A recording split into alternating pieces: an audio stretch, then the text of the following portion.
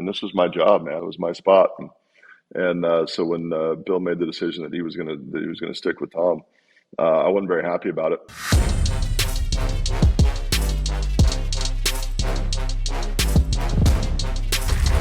Interview prep, baby. Pass the torch, man. Keeps getting better. So Drew Bledsoe, thanks for joining the podcast. Welcome to Pass the Torch. Thanks for the time today. How you doing? Doing great, man. Doing great. Excited to get on here and visit with you a little bit. Yeah, awesome. So we're going to talk a lot about your journey in football, the NFL, of course, but you have a very unique journey. And I usually start the podcast talking about why athletes fell in love with their sport. But today, I want to start about why you fell in love with wine and when did you fall in love with wine? Because I do have right here I have your winery. I got the Cab Sav.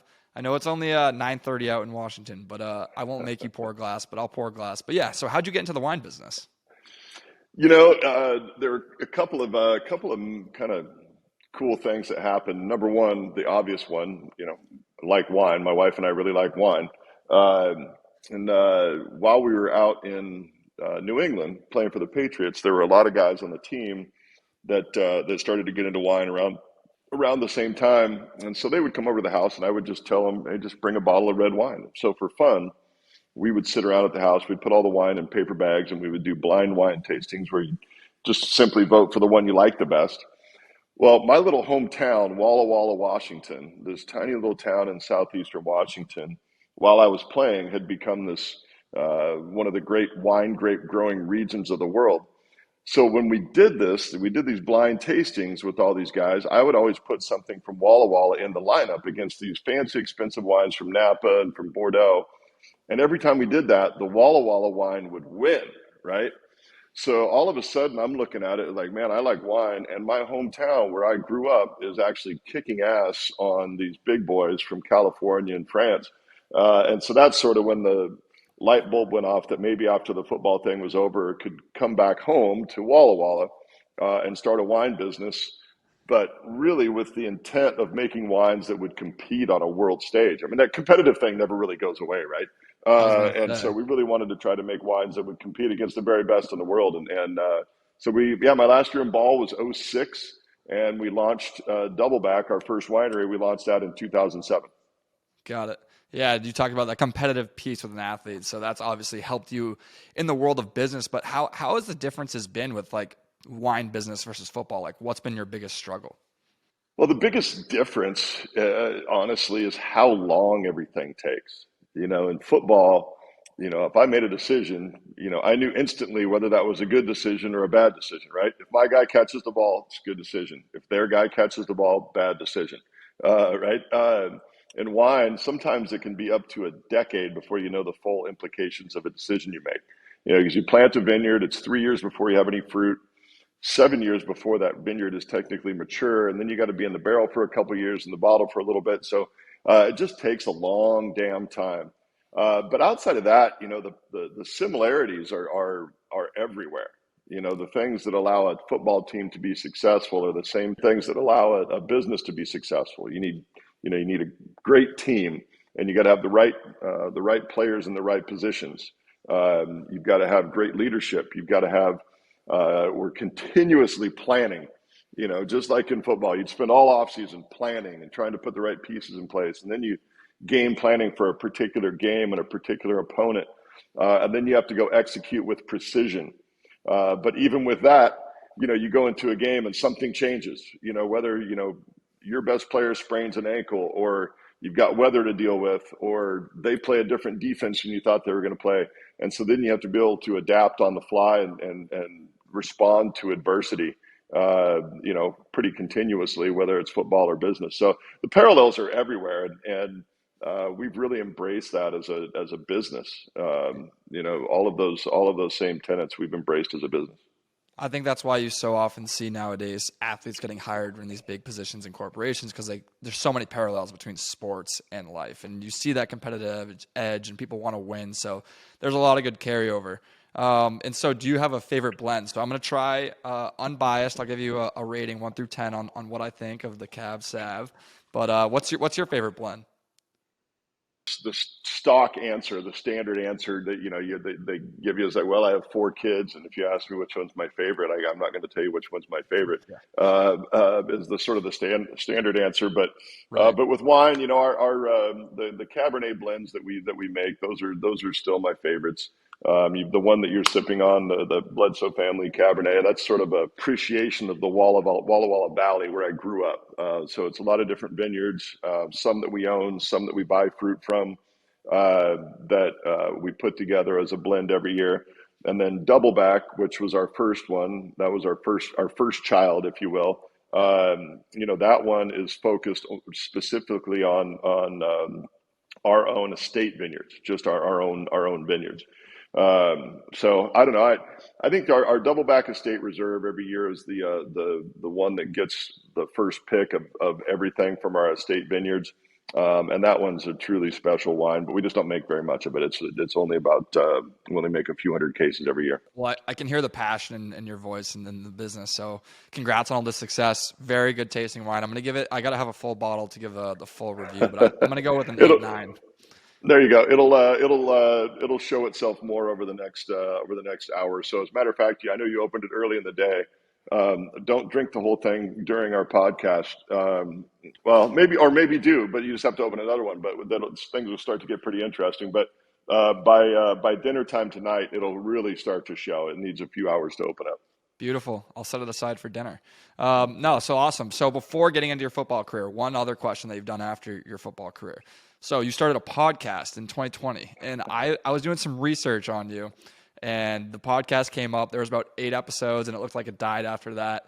But and again, this is unbiased. I listened to the episodes, and I was dying laughing the whole time. So can we bring back the Bledsoe Basement Tapes podcast? Yeah, we got to bring it back. It kind of went by the wayside when COVID hit, and then everybody got busy, and my buddy Rue, who's really the comedian in the whole thing. He's got young kids, and his wife was working, and they didn't have, so he was the one that kind of pulled the plug on us a little bit. Yeah, we'll try to bring it back. We had a lot of fun doing it. We made ourselves laugh. That was really all we were trying to do. But yeah, it was a lot of fun. We'll try to get it back. Yeah, no, that's fantastic. Some of those fake ad reads about the fence or CBD, that was some good stuff. So well done. Absolutely. Well done. Yeah, right on. All right, so now diving into the football part of this podcast. So I'm going to ask the question I usually ask first, but how did you fall in love with the game of football, and when did you start playing? I know your dad was a coach for you early on in your life, but when did that first love of football really hit? Yeah, my dad was a football coach forever, so I grew up on a football field, playing around on the tackling dummies and, chasing dad around at football practices. And some of my earliest memories, I remember being out there, and he was coaching very small school, high school football at that time. But these guys, even though they're, playing for the Waterville Shockers, this tiny little football team, man, these guys were like superheroes to me, because they were playing real football. So I remember, so I think I wanted to play football from the time I was just a little kid. Didn't get to play any organized football until 7th grade. It just wasn't available in Walla Walla. I had to play soccer of all things, and I was not good at soccer, man. I grew fast, man. I was tall and skinny and awkward. Soccer was not my thing. Still played soccer. But yeah, I always wanted to play football. I loved the other sports too. Played basketball, played baseball when I was growing up. But football was kind of always my favorite. Although I will tell you, when I first started playing football, like 7th, 8th grade, and there are some videos that exist out there. I've tried to suppress them with all my might of my first couple of years playing football, because if you went and looked at all the guys in the football field and at Pioneer Junior High, and you're all right, which one of these guys is going to be a professional football player? I would not have been in the top 10 of the guys that were out there, but I was just so tall and skinny and lanky, and but I could always throw it pretty good. But you certainly would not have picked me out as the guy that was going to go on to be an NFL guy. Right. So before the NFL, you obviously had a super successful career at Washington State. So I know you picked Washington State over Miami. You got to look at, right? So how did that happen? Like, how do you pick Washington State over the U? Yeah, my 4 trips: Washington State. Stanford was another one, and then Miami. For a small town kid from the Northwest, Miami was kind of on a different planet. First of all, it's the other side of the world. So, if I'd gone there, my parents and my friends and family and all that stuff, they wouldn't have been able to watch me play live more than like once or maybe twice a year. So that part of it was different. I wanted to be a little closer to home, honestly. And then, the big differentiating factor for me was I just fell in love with a coach. Mike Price was our coach at Washington State, and still love him to this day. Um, Plus, he was like most great recruiters. He knew what the real key was. He made my mom fall in love with him. And so he came and sat Smart. at our dinner table and felt like it felt like he was part of the family. Um, but I wanted to be close to home. Wanted to go someplace that maybe hadn't had the prestige in the past, and see if we could build something successful. And we were able to climb while I was there. Being 2.5 hours away from home, so that my folks and all my friends that I grew up with could come to a lot of games. That part was pivotal as well. Yeah, that's important. So, like I said, super successful career in college. You were drafted number one overall in the 1993 draft to the New England Patriots, my favorite team, hometown team. So go Pats. But what was it like for you to kind of hear your name number one overall and go shake that commissioner's hand? I mean, was it a surefire thing like you were first overall that year? No, Parcells would not show his cards. I didn't know I was going to be picked first until Tagliabue made the announcement. It was either going to be me or Rick Meyer um, that year, and the Seahawks had the second pick, and they were going to take a quarterback as well. So, there was one of the two of us was going to go to New England, the other one was going to go to Seattle. Um, kind of thought that he was going to that's the way it was going to go, that I was going to go first, but didn't really know until he made the pick. Funny thing about that draft, I think I was the last number one overall draft pick to not wear a suit. Um, Really? and I wasn't trying to make any sort of statement. I didn't own a suit at that time. What do you have on? Yeah, I had like this red polo shirt and some jeans and some Nike sneakers.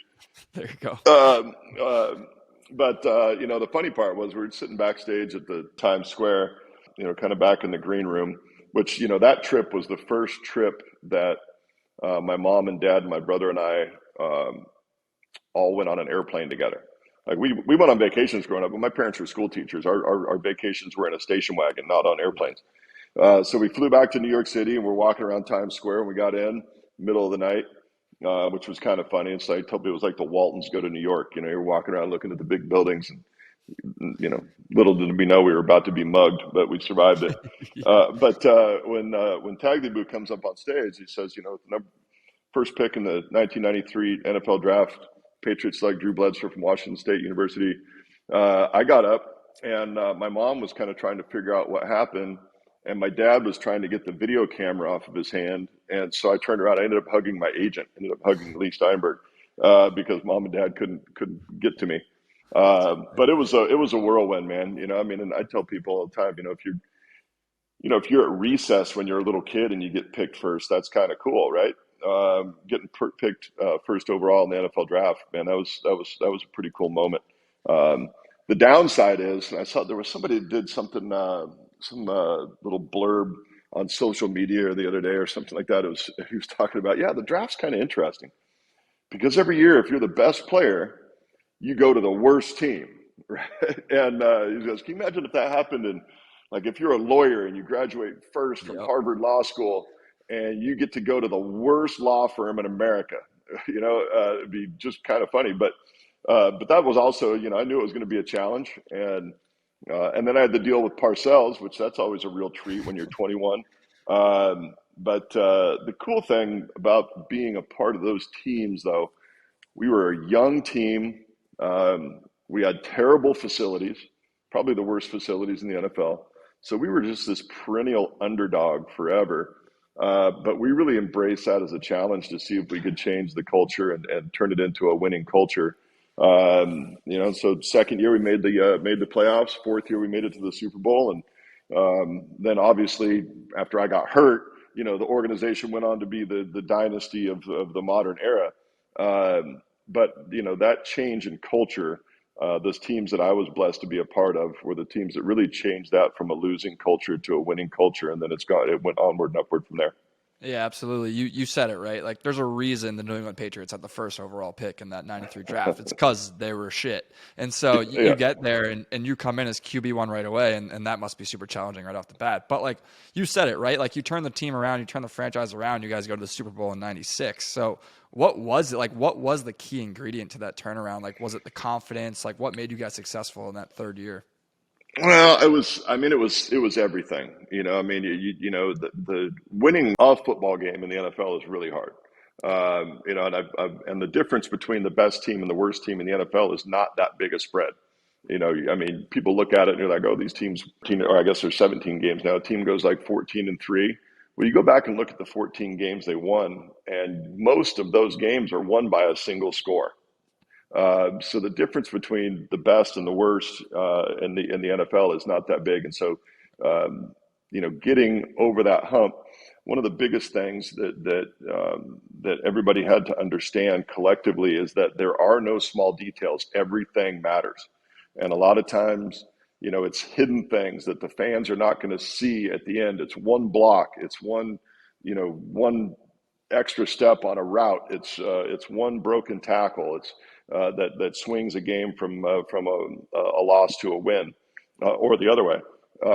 And so I think that our teams we had to understand that all of the little details in practice that then transfer to the game, every single bit of it matters. And then when you get complete buy-in from an entire team, then you have a chance to really be special and win some games.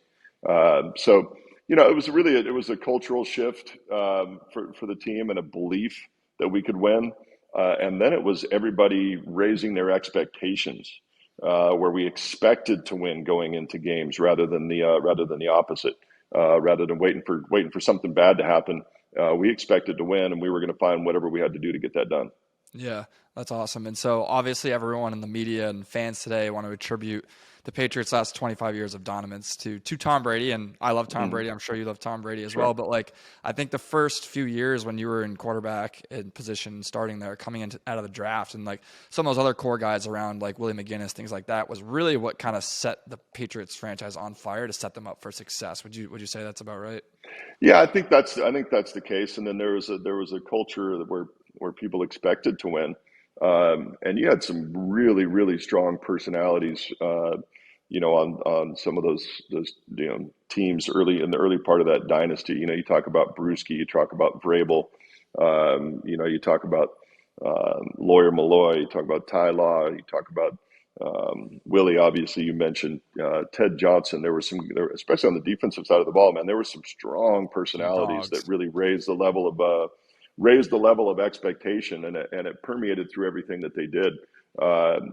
And so I mean, certainly Tommy's a huge part of that whole thing, and I would never discount that. But when you talk to him about it, even he talks about how strong the leadership was in the locker room across the board from everybody that was a part of that organization. Um, so they had, in addition to Tom, they had some really strong leadership across the board. So the players really owned that locker room. Um, and I don't think it really required the same level of direction and leadership from Belichick and from the coaching staff that other organizations might have, because the players really were driving that thing from the inside, and that's when it's really special. When the players are driving it, that's when you got something really special. 1,000%. And so we'll get to the Tom side of the story in a second, but staying on your career and your prime. So you became the clear guy, obviously, and you were the first ever $100 million contract signed in the NFL, right? So, I mean, how good did that feel? Like, what was the first thing you bought? Oh, look, the way that I grew up, and this is the truth. I had a great life growing up, and but we didn't. That wasn't built around a lot of money. Two school teachers, so I didn't need a lot of stuff. But we certainly had fun. I think I always wanted a Porsche, and so I finally bought myself a Porsche. There you go. Actually drove that across the country, which was really really fun. Kind of did the cannonball run from Massachusetts all the way back to Washington, There you which go. was pretty fun. Um, but yeah, life didn't change a bunch, but just had some nicer things, and got to fly in the front of the plane instead of the back, which that part was kind of nice. Yeah. Um, but it was certainly a blessed life from that standpoint. You know, being able to get paid to do something that you always wanted to do was pretty amazing. And I love that, respect it, and I realize how blessed I've been in my life. I went from football to owning a winery. So I tell people once after I graduated high school, I've never really had a real job, and I recognize how blessed that existence has been. I've been able to do two things, and incredibly passionate about it, and call that my quote unquote job. So it really doesn't feel like I've had to work in the traditional sense, my adult life. Yeah, not everyone can do what they love every day. And when you're doing what you love, it doesn't feel like a job. So, and Absolutely. that's when you find success, right? Is when you're doing Yeah. something you love, you put more effort into it. And so the next generation of football fans that might not have seen the Drew Bledsoe tape, give us a little bit about your resume. Like what were your strengths out in the field? Like what made you so successful at quarterback? Well, I think, we talked earlier about the fact that I grew up around football. And so I think that I had an understanding of football at a maybe a deeper level than some kids that didn't grow up in that environment.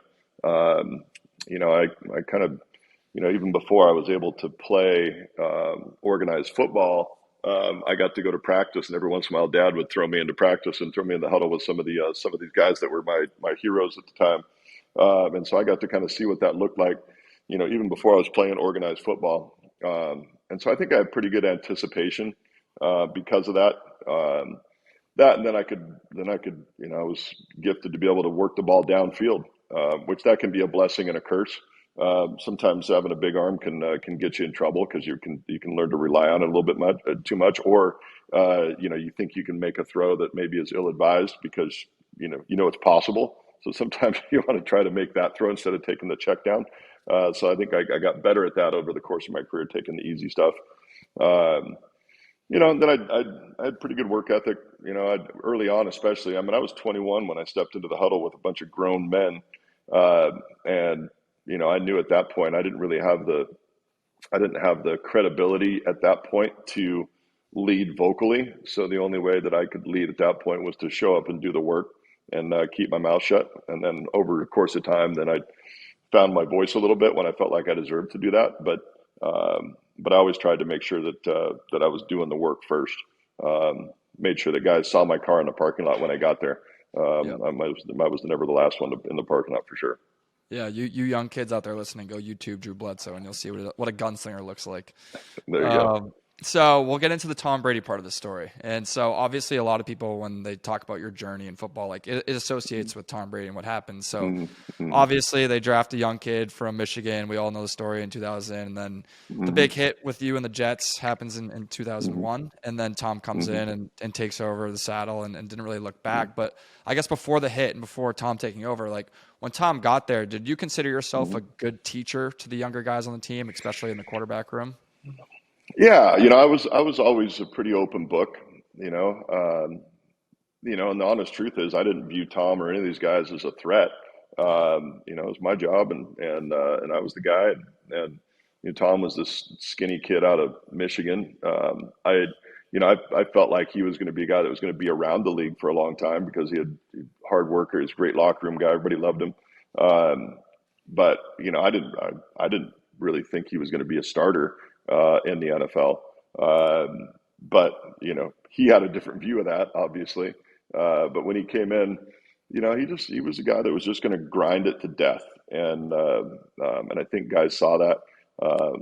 He was able to somehow, even through all of the success that he was able to maintain that underdog mentality all the way through his whole career, where he kind of, and I think there's part of it. I think he's talked about this a couple of times. There was part of it was what happened to me that showed him, hey, you know what? If I take a step back or if I take my foot off the gas at all, my job can be gone at moment's notice. And so the level of success that he went on to, I don't think anybody except maybe Tom himself could have ever envisioned that. But the good thing about it, and I tell him this all the time whenever I talk to him, I was really proud of what he accomplished. but I was more proud of how he did it. He always conducted himself with such class, sportsmanship, leadership, all those things that ultimately show character, not just ability. And so I was always really proud of the way that he conducted himself through the whole thing, all the way through the end of his career. Yeah, I think it's a great lesson for anyone learning about losing a job and someone coming in and taking it. Is like you did handle that the right way with respect. And Yeah. again, Tom's earlier career before when you were still the starter, I heard you were quite the prankster from my good friend Lonnie Paxton. Yeah. What were some good pranks you pulled on rookie Tom? There was one, and and this is before the era when everybody had, a video camera in their pocket. Otherwise, we'd have this video, which would have been amazing. But he was his rookie year. He was driving a yellow Jeep. I think somebody gave him a yellow Jeep, one of the dealerships or something. Which that we just thought that was funny. Anyway, but there was one time we went out to his Jeep. We got his keys. We got in the Jeep and we turned the air on high on the vents, right? Turned the windshield wipers on, closed the outside vents, so there's a lot of air shooting out the middle vents. And then we turned the car off and we packed those vents full of confetti and glitter. And so when he got in the car and turned it on, he just got blasted in the face with confetti and glitter. It just covered his entire car. And we were sitting there, right across from him, just laughing our asses off. But the funny thing about that one was that was the gift that kept on giving, because even after he cleaned it up, he said like every once in a while he'd be driving down the road and a little piece of glitter would kind of fly out and fly around his car and stick to him. That one, and then we got some of that FBI dye and dyed his feet purple. So it's the stuff they use on money. If like there's a bank robbery, you can't see it until it gets wet, and then it turns bright purple, and you can't make it go away. So he filled his socks full of that stuff and turned his feet bright purple for about 10 days. That's just fantastic. Well done. That's great. And I wish we saw more rookie pranks like that these days. But it's Everybody's too buttoned up now, man. You can't have any fun anymore. too buttoned up. One question I wanted to ask you. So how bad did that Jets hit like actually hurt? And do you remember the hit? Yeah, I mean, it didn't hurt super bad at the time. I did get knocked out too. I was concussed, and that's why I came out of the game. So I went back in the game the next series after the hit.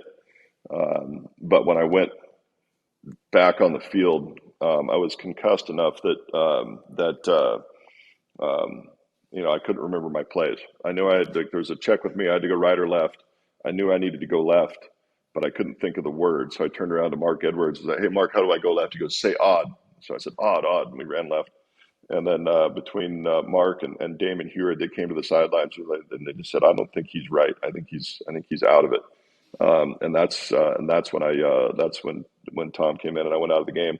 And then it didn't really start to hurt until right after when we were leaving the field after the game, because I was bleeding out internally pretty significantly. And that's when I was walking up the tunnel, and that's when it started to really hurt, to the point where I couldn't take my jersey or my pads off, so they had to cut my jersey off to get me out of it. And then they threw me in the ambulance and drove me to the hospital. And I don't remember this part of it. I just remember being in pain, and but my brother jumped in the ambulance with me to go up there, and apparently it's just as we were kind of getting to Boston, I went lights out, and my brother thought I was dead.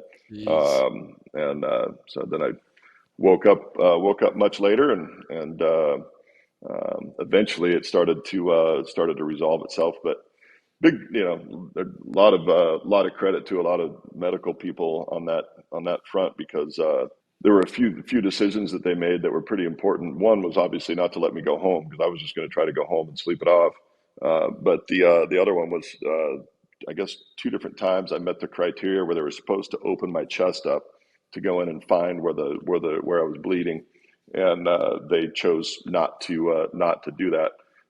And finally, they were recycling my blood and putting it back into me, and that allowed them some breathing room so that it could resolve itself without ripping my chest cavity open. So that would have been a different scenario if they had to go in and break open my chest to find the bleed. That recovery would have been a lot longer. But Glad to hear you're all right. And I think the Yeah. football was a different game back then as well. And Oh, it was for sure. obviously, you were out a few weeks right after that hit. And so Tom was playing well. But when Bill Belichick made the ultimate decision to just say Tom's the starter the rest of the season, like, what was your immediate reaction, like, right off the bat from Bill? Oh, I was pissed. All the mental stuff you can imagine because I was in the hospital for a week, and then I wasn't allowed to do anything for like 6 weeks. But then finally started, you know, getting healthy and getting back, and finally got clearance to play. And this was my job, man. That was my spot. So when Bill made the decision that he was gonna stick with Tom, I wasn't very happy about it. But I went home that night, talked to my wife. My dad happened to be in town too. Talked to my dad a bit, and then ultimately, decided, all right, look, this is a team game. I've always said it was a team game, and so.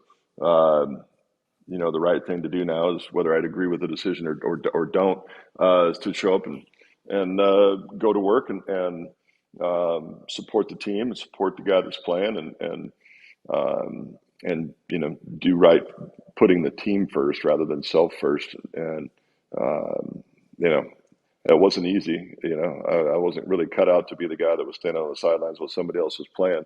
I hadn't done that since I was a sophomore in high school, and even then for only a half a season then. So that was a tough role to accept, but it was the right thing to do at the time, and ultimately, at least he was nice enough to sprain his ankle in the AFC Championship game, so he let me come back in and play for a little bit, which was nice. So, but it was it was hard, but ultimately, there's a right way and a wrong way to respond to whatever happens to you in life, and hopefully did things mostly the right way in that scenario. Yeah, what would you grade yourself as a teammate the rest of that season? Oh, I was good, man. I kicked ass on scout team. Did a lot of work helping prepare game plans and supporting Tom on the sidelines and giving him good advice. I didn't hold back anything. There was never something that I saw or thought that I didn't share. And ultimately, that team goes on to win the friggin' Super Bowl. There was a period of time where I didn't love.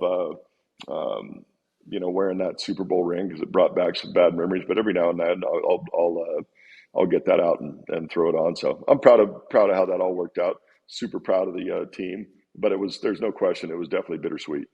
I was gonna ask later. Yeah, I was gonna yeah, yeah. Go ahead. sorry, but I was just gonna ask: did the Super Bowl title, Super Bowl champion Drew Bledsoe in the ring feel warranted? And you kind of answered the question, but did any part feel like it wasn't yours? I mean, you mentioned the AFC Championship game. You come in, you help win the game, and I don't think people knew about that occurrence who weren't early 2000 Pats fans. Again, my generation found out about that game through the Man in the Arena document, right? And documentary Yeah, through Tom yeah, that just came out yeah. on ESPN Plus. No, guys that are your generation think the Patriots started in 2001, and there was nothing Exactly. before that. Which I understand. I understand that. That's why I always ask people if they, oh, I'm a diehard Patriots fan. Like, oh, really? When did you start becoming a Patriots fan? Because you're not a real fan unless you were fans, in the '90s and the '80s when they weren't very good. So, um, but yeah, but in that scenario, there were a lot of things that I could have done that could have been detrimental to the team because shoot, man, I'd been the guy there for a while, and certainly had plenty of guys in my camp. If I'd tried to take them down with me, I could have divided the team pretty easy, and that was not the right way to approach it. Yep. I'm only 26, so I can't say. I mean, I've been a Pats fan my whole life, but 26 Yeah, years old, I just barely got to see you. I don't remember much, but we've had yeah, season for tickets for sure. that long, so we're Pats Right fans. on. But That's awesome. your Love it. your career didn't end there, and so you get traded to the Bills. And so mentally, was it challenging for you to kind of retain your confidence as this $100 million quarterback, QB1, and Hmm. you go, and that was one of your best seasons in the NFL playing with the Bills. So what was that Yeah, it transition? was fun. It was a fresh start. It was a new challenge. I had to prove myself again. It was almost like I was a rookie all over again.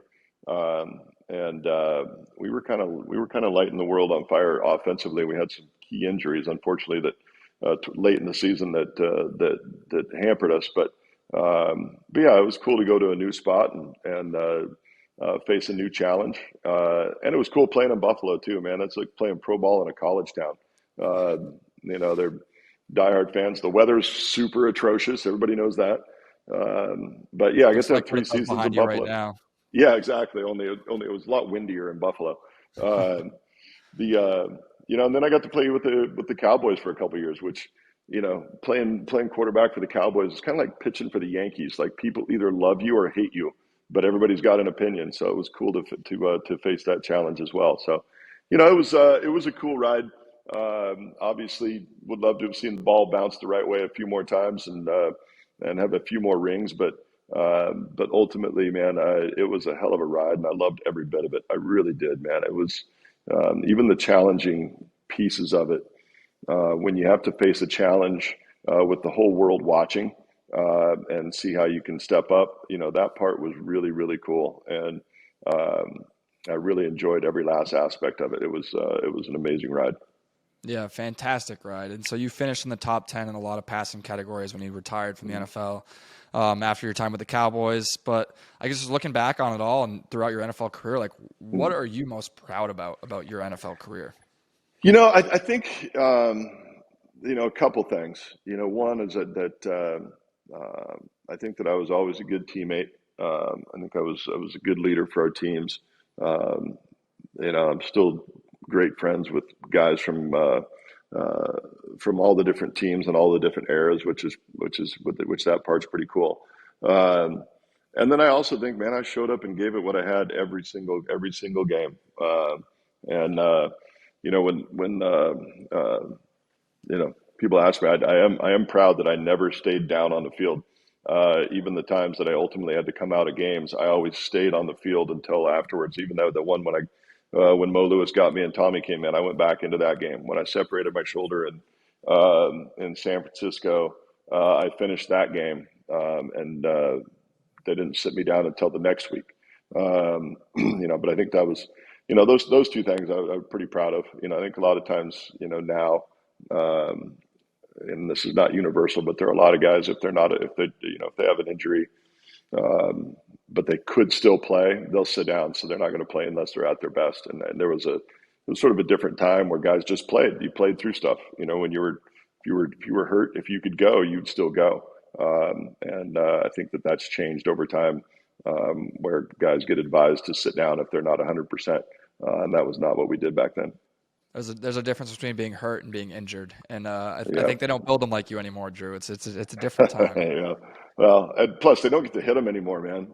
All of us quarterbacks that played back in the day, man, we're jealous of these guys now, man. They run by, they give them a dirty look or call them a name, they get flagged and fined and all this stuff, and it's good for the game. They're doing the right thing for the game, because you want the quarterbacks on the field, but at the same time, man, geez, uh, you know, it would have been awfully easy to play quarterback in this era. Yep, agreed. Okay, so we'll do some rapid fire and then finish up with one larger question to get you out of here. But you can go one Cool, word, one phrase, and we'll dive right in. cool. Who was your favorite athlete growing up as a kid? There were a couple, and I got to play against them and get to know them. But I always loved the quarterbacks: Elway, Marino, Montana, Jim Kelly. All these guys were my Mount Rushmore growing up, and I got to play against them and call them friends. Some legends. Who is your favorite athlete to watch in current day sports?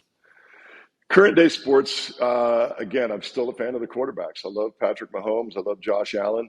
Uh, I hope Lamar Jackson finds a good home because I love watching that kid play, because he actually works from the pocket pretty good and then also can pull it down and run.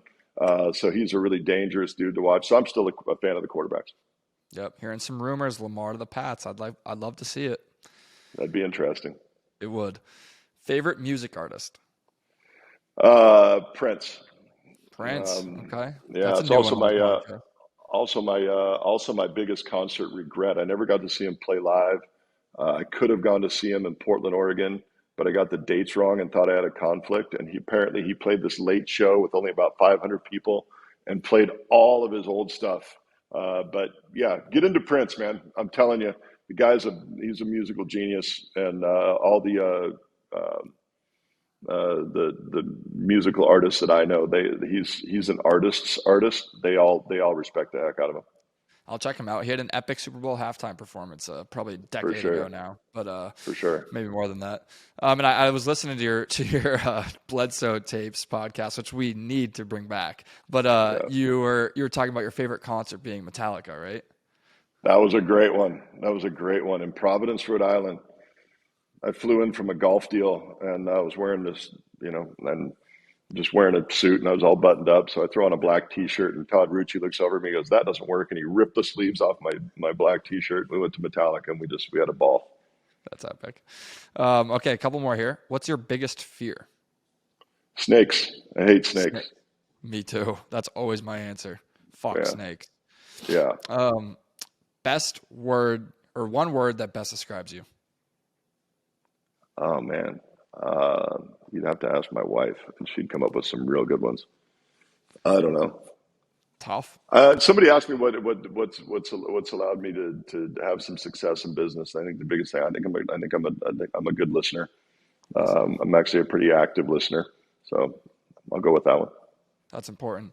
Well, no, I appreciate the time today. One final question to kind of wrap up all the lessons we talked about today. And so it's our pass the torch question. What is one lesson that you've learned throughout your career that you could pass along to the next generation to help them accomplish their dreams in everyday life? I would follow on with what I just said. I would ask questions, and then when you ask questions, actively listen, because you'll be amazed what people will tell you if you just ask them.